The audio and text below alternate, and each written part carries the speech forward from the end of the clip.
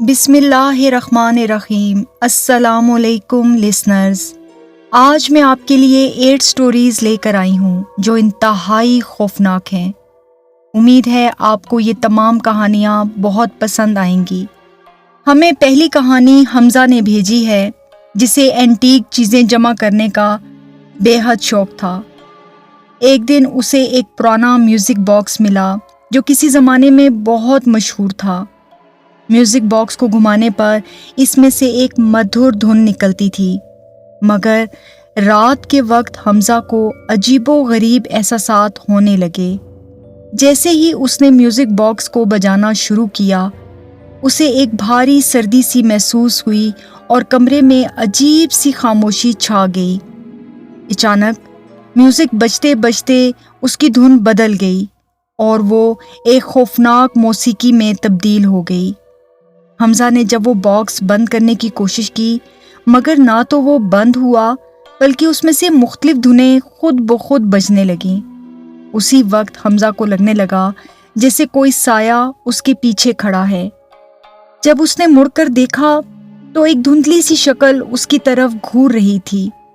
حمزہ خوف سے چیخا اور میوزک باکس کو دور پھینک دیا۔ اس کے بعد میوزک تو بند ہو گیا، مگر اس رات حمزہ کو نیند نہیں آئی۔ اگلے دن اس نے میوزک باکس کو مکان کے پچھلے صحن میں زمین کھود کر ہمیشہ کے لیے دفن کر دیا۔ ہمیں دوسری کہانی نائلہ نے بھیجی ہے، جن کے بیٹے احمد کو مصوری کا بہت شوق تھا اور وہ اپنے کمرے میں مختلف تصویریں لٹکایا کرتا تھا۔ ایک دن اسے ایک پرانی تصویر ملی جس میں ایک خوبصورت باغ دکھایا گیا تھا۔ اس نے اسے اپنے کمرے کی دیوار پر لگا دیا، مگر جیسے ہی تصویر کو لگایا اور وہ سونے کے لیے لیٹا تو اس رات اسے بہت عجیب و غریب خواب آئے کہ وہ بے حد پریشان ہو گیا۔ جب اس کی آنکھ کھلی تو اس کی نظر تصویر پر گئی۔ تصویر میں موجود باغ دھیرے دھیرے خوفناک منظر میں تبدیل ہونے لگا۔ درخت سوکھنے لگے اور باغ کی روشنی دھندلی ہو گئی۔ اگلی رات احمد جب نیند میں تھا تو اس نے دیکھا کہ تصویر میں ایک پرانا مڑا ہوا درخت اچانک حرکت کرنے لگا۔ درخت کے اندر سے ایک سایہ نکل کر احمد کی طرف بڑھا اور تصویر سے باہر نکل آیا۔ احمد کی آنکھ کھلی تو وہ پسینے میں ڈوبا ہوا تھا، مگر اس کی نظر جیسے ہی تصویر پر پڑی، تصویر میں درخت کے قریب سائے کی موجودگی واضح دکھائی دی، جو نہ صرف قد میں بڑا ہو رہا تھا بلکہ اپنی جگہ بھی بدل رہا تھا۔ احمد نے فوراً تصویر اتار کر اسے چھپا دیا، مگر وہ سایہ ہر رات اس کے خوابوں میں آتا رہا۔ آخرکار احمد نے تصویر جلا دی اور اس کے بعد سے اسے وہ خوفناک خواب نہیں آئے۔ ہمیں تیسری کہانی عائشہ نے بھیجی ہے۔ عائشہ کو اس کی والدہ نے ایک پرانا آئینہ دیا تھا جو اس کی نانی کے زمانے کا تھا۔ وہ آئینہ دیکھنے میں بالکل عام سا تھا، مگر جب عائشہ نے پہلی بار اسے رات کے وقت استعمال کیا تو اس میں سے کچھ عجیب عکس نظر آئے۔ وہ آئینے میں مستقل دیکھ رہی تھی کہ اچانک اسے اپنا ہی عکس مسکراتا ہوا دکھائی دیا تو وہ ایک دم چونک گئی۔ وہ اسے دیکھ کر حیرت زدہ ہوئی، کیونکہ وہ تو سنجیدہ کھڑی تھی، مسکرا نہیں رہی تھی، اور یہی بات اس کے لیے انتہائی حیرت ناک تھی۔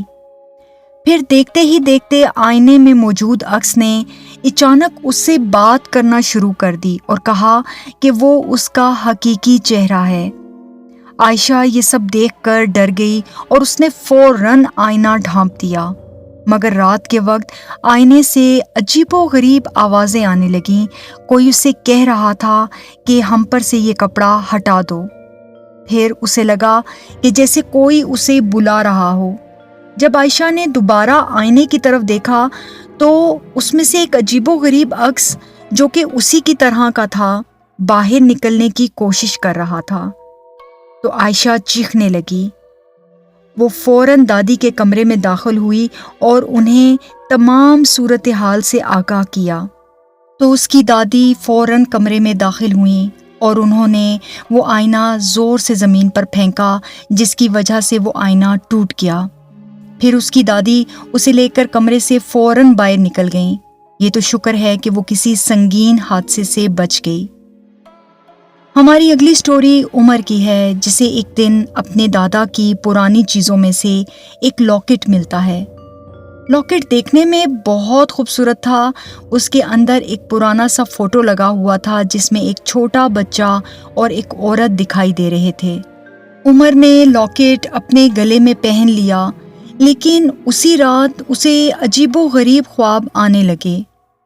اس نے خواب میں دیکھا کہ وہ ایک پرانے مکان میں ہوتا ہے۔ مکان کی دیواروں پر دھندلی دھندلی سی تصویریں لگی ہوئی ہیں، اور ہر بار وہی عورت اور بچہ اسے آس پاس چلتے پھرتے دکھائی دیتے ہیں۔ جیسے ہی وہ ان کے قریب جانے کی کوشش کرتا، وہ غائب ہو جاتے۔ ایک دن اس نے اپنے خواب میں دیکھا کہ وہ عورت اس کے پاس آ کر اس سے کچھ کہنا چاہ رہی ہے، مگر اس کے بولنے سے پہلے ہی عمر کی آنکھ کھل گئی۔ اگلے دن عمر نے لاکٹ کے بارے میں اپنی نانی سے پوچھا تو وہ اس پر خفا ہوئیں اور اس کے ہاتھ سے لاکٹ لے لیا اور کہا کہ آئندہ اسے ہاتھ مت لگانا۔ پھر انہوں نے بتایا کہ یہ لاکٹ عمر کے پردادا کا تھا، اور وہ بچہ اس کے پردادا کا چھوٹا بھائی تھا جو بچپن میں ہی گم ہو گیا تھا۔ نانی نے عمر کو بتایا کہ یہ لاکٹ شاید اسی بھائی کی یادگار ہے، تو عمر ڈر سا گیا۔ اس نے نانی کو اپنے خوابوں کے بارے میں بتایا تو نانی اس پر پڑھ کر پھونکنے لگیں، لیکن اس کے بعد عمر کو وہ خواب آنا بند ہو گئے، کیونکہ وہ لاکٹ بھی اب اس کے پاس نہیں تھا۔ ہماری اگلی سٹوری فہد کی ہے، جسے تہہ خانے سے ایک پرانا گھڑیال ملا۔ یہ گھڑیال کس کا تھا وہ تو یہ بات نہیں جانتا تھا، لیکن یہ گھڑیال بہت خوبصورت تھا۔ فہد نے کبھی اس پر زیادہ دھیان نہیں دیا تھا، لیکن ایک رات جب گھڑیال 12 بجا رہا تھا تو فہد کو محسوس ہوا کہ گھڑیال کی ٹک ٹک کی آواز میں سرگوشیاں بھی ہوتی ہیں۔ فہد نے سوچا کہ شاید یہ اس کا وہم ہے، لیکن اگلی رات پھر جب اسی وقت پر گھڑیال بجا تو اس کے ساتھ ساتھ عجیب و غریب سرگوشیاں بھی تھیں۔ فہد نے سوچا کہ شاید یہ اس کا وہم ہے، لیکن اگلی رات پھر یہی ہوا۔ اس بار وہ بستر سے اٹھ کر گھڑیال کے پاس گیا اور غور سے سننے لگا۔ جیسے ہی اس نے گھڑیال کو چھوا، سرگوشیاں صاف سنائی دینے لگیں۔ آوازیں ایسی تھیں جیسے کوئی پرانی زبان بول رہا ہے۔ تو فہد ڈر سا گیا۔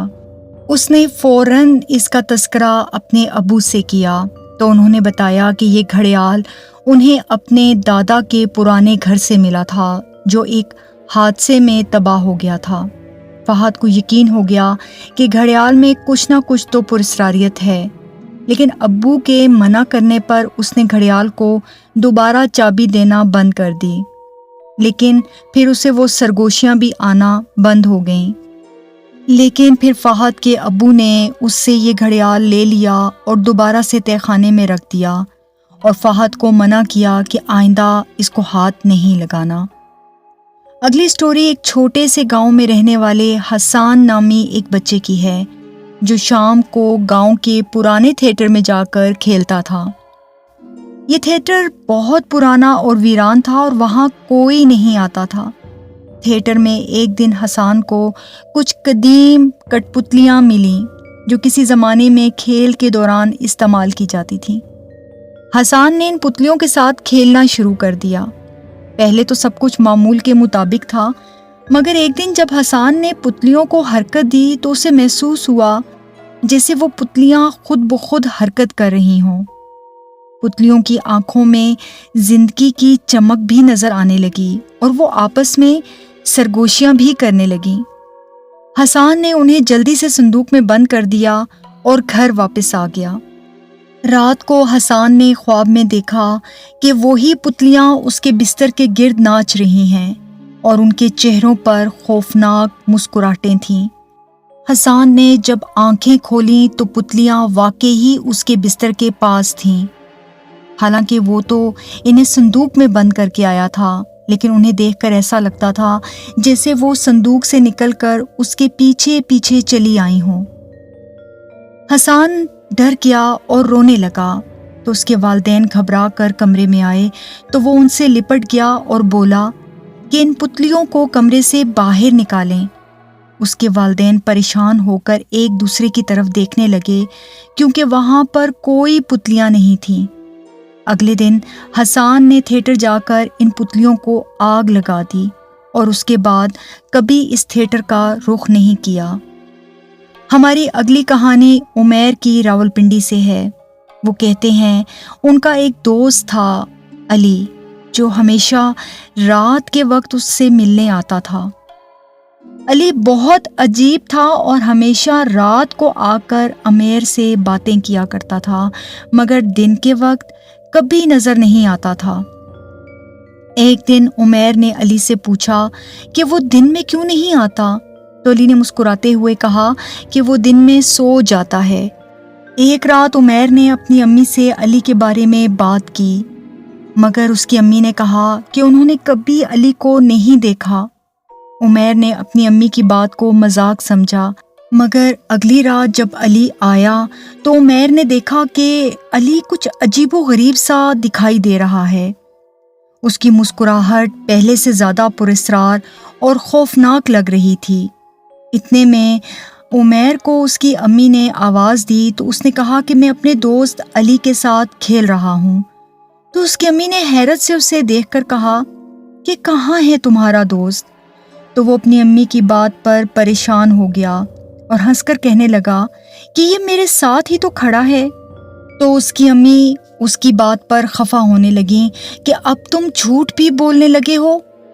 رات کو اکیلے چھت پر ایسی ڈراؤنی اور خوفناک باتیں کرنے کا آخر مقصد کیا ہے؟ چلو نیچے۔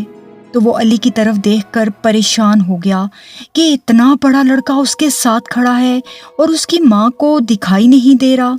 لیکن ایک چیز دیکھ کر وہ ڈر گیا کہ وہ دونوں ہی لائٹ کے ایسے رخ پر کھڑے تھے کہ جس میں عمیر کا سایہ تو بن رہا تھا لیکن علی کا کوئی سایہ نہیں تھا۔